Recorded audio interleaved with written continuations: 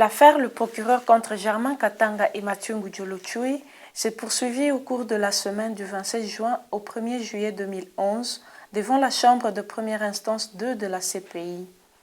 Germain Katanga et Mathieu Ngudjolo-Tchoui sont accusés de 3 chefs de crimes contre l'humanité et de 7 chefs de crimes de guerre prétendument commis en février 2003 lors d'une attaque menée par leur milice contre le village de Bogoro dans les districts de l'Ituri en République démocratique du Congo.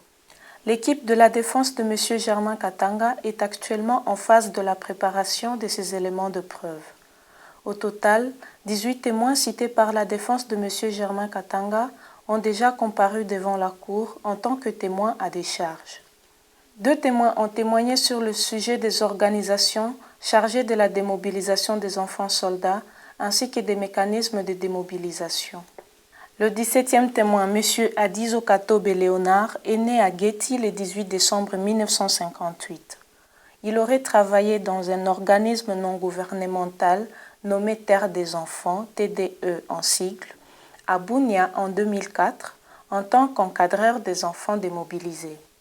Selon lui, plusieurs enfants se seraient fait démobiliser sans avoir été enfants soldats pour recevoir des kits contenant un sac, une couverture, des sandales et autres objets de première nécessité. L'interrogatoire en chef a été mené par Maître Andrea Soché, conseil de la défense de M. Germain Katanga. Et le mot utilisé donc en français, c'est encadreur. Quelle est la nature de cette fonction, de ce travail? On s'occuper des enfants appelés ENA, à sigle, donc c'est-à-dire enfants non accompagnés. Et concrètement, vous faisiez quoi?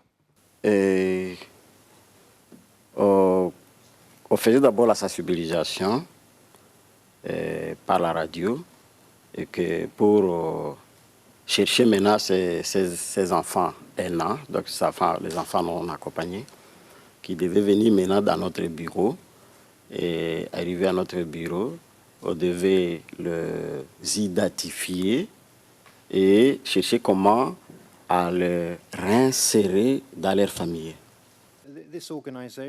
Et cette organisation Terre des Enfants, quels étaient ses objectifs?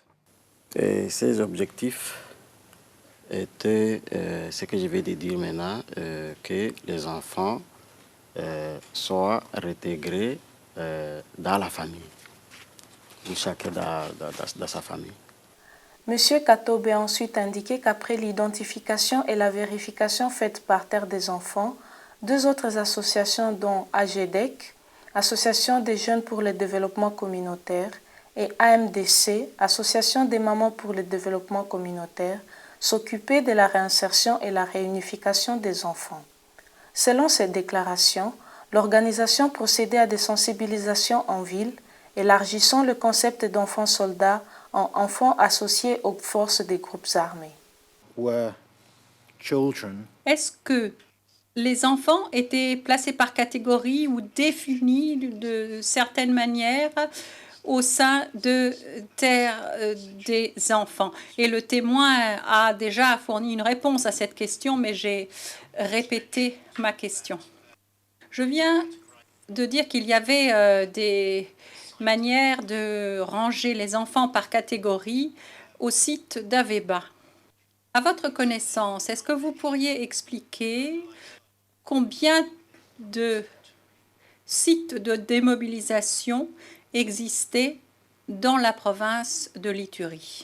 Si cela est difficile, à Walendu Bindi. Ce que je connais, les sites que j'ai connus, c'était les sites d'Aveba et puis les sites de Bunia sur place.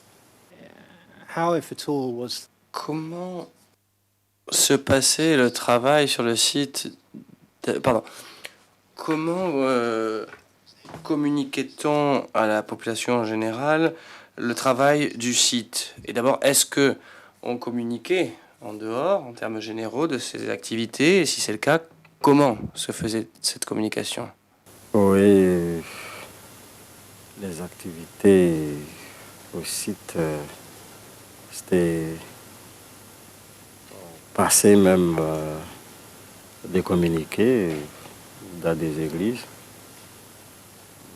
puis même aux écoles, comme j'ai dit auparavant. Ce fut ensuite au tour du bureau du procureur de poser des questions aux témoins. Monsieur Jules Dutertre, substitut du procureur, a conduit le contre-interrogatoire. Et il y avait des enfants soldats dans toutes les milices, n'est-ce pas, monsieur le témoin? Et chez nous, comme j'avais souligné au début, le vrai enfant soldat que nous avons connu, c'était Carido, qui était le premier à se démobiliser aussi des transits. Monsieur le témoin, c'était pas ma question. Ma question, c'était, il y avait des enfants soldats dans toutes les milices en Éthiopie, n'est-ce pas, monsieur le témoin? C'était connu, ça. Monsieur le témoin, vous répondez pas. Je voulais que je répète la question. Bon, j'attendais parler de ce qu'il y a des enfants en Ituri. Ça, c'est donc en général, comme vous le dites. Mais chez nous, dans notre, là où, pendant que j'étais là en 2003, c'était un moment seulement. À ce moment-là, en tout cas, je n'ai pas vu des enfants parmi les milices qui passaient par là, à mes yeux, des choses. Donc, monsieur le témoin, si je comprends bien, il y avait un phénomène général d'enfants soldats en Ituri, mais quand vous étiez là à Veba, dans la collectivité Walendou Midi, il n'y avait qu'un seul enfant soldat? C'est ça votre témoignage aujourd'hui devant la cour, monsieur le témoin? Oui, c'est le seul enfant soldat que nous avons enregistré. Tandis que les autres, là, nous les avons considérés comme des Afghans. Comme j'ai expliqué hier, les enfants qui ont vécu avec les groupes armés, qui pouvaient être les enfants même propres de ces milices, ou les enfants de la famille, ou les enfants qui pouvaient peut-être les aider à faire la cuisine et à puiser de l'eau. Monsieur Mugangu Awenya Bonheur est le 18e témoin cité à comparaître par l'équipe de la défense de monsieur Germain Katanga. Monsieur Mugangu a déclaré avoir rejoint le site de démobilisation à Veba sans avoir été enfant soldat au cours des conflits en Ituri. Maître Andreas Soché, conseiller de la défense de monsieur Germain Katanga, a posé des questions aux témoins pour le compte de la défense. In Weber, Y avait-il un site de démobilisation à Aveba? Oui. and in what circumstances? Et dans quelles circonstances avez-vous appris que ces personnes étaient passées par le site? Oui, j'avais appris que ces personnes étaient passées par le site. D'abord, ils étaient absents à l'école. Ensuite, au lieu de jeu, sont les amis avec qui on jouait souvent. Et lorsque je fais le constat qu'ils n'étaient pas là, avec les autres, avec qui nous étions là, on s'était demandé où sont-ils partis. Les autres vont dire qu'ils étaient partis se démobiliser. Moi, je ne fais pas compris la tard, mais j'ai attendu leur retour. Et c'est alors qu'ils vont nous parler de ce qu'ils ont raconté là-bas. To your knowledge, À votre connaissance, l'un quelconque de ces enfants avait-il un lien, quel qu'il soit, avec la milice?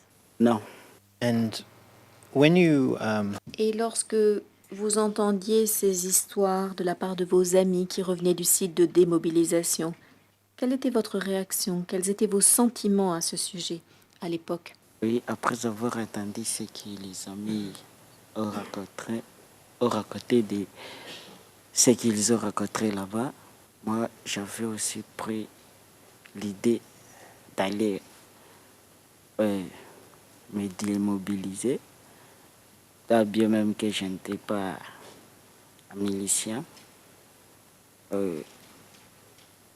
C'est suite à ce que les amis me racontaient que j'avais eu cette opportunité aussi d'aller là-bas afin de pouvoir avoir ces kits.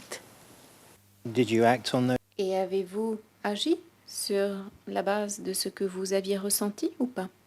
Oui, j'avais agi. C'était juste vers la fin du processus. J'ai fini par aller aussi me démobiliser. Au cours du contre-interrogatoire du bureau du procureur, M. Mugangu a soutenu n'avoir aucune information sur les commandants ou les membres des milices qui auraient été contre la démobilisation en Ituri. Madame Ruth Frolich, substitut du procureur, a questionné le témoin. Mohamed a été enlevé de force par certains ou l'un des commandants, le commandant Dodova, parce que le commandant Dodova s'opposait au processus de démobilisation. Est-ce que c'est là quelque chose dont vous avez entendu parler? Là, je ne sais pas aussi me situer. Mais j'avais appris que Mohamed était enlevé, mais je ne savais pas s'il était enlevé par qui. Donc, vous avez effectivement entendu dire ou entendu parler d'un commandant. Bon, je reformule. Donc, vous avez entendu parler de commandants, de membres de la milice qui s'opposaient à la démobilisation. Vous venez de nous dire de fait la même chose. Concernant cela, parce que j'avais dit avant que je ne connaissais pas ces commandants et je ne savais pas aussi leur position.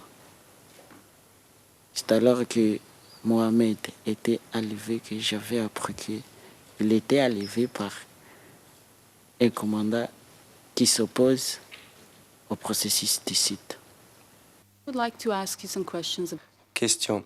Alors, j'aimerais vous poser certaines questions sur la liste que vous avez préparée pour la défense de Germain Katanga. Pourriez-vous, s'il vous plaît...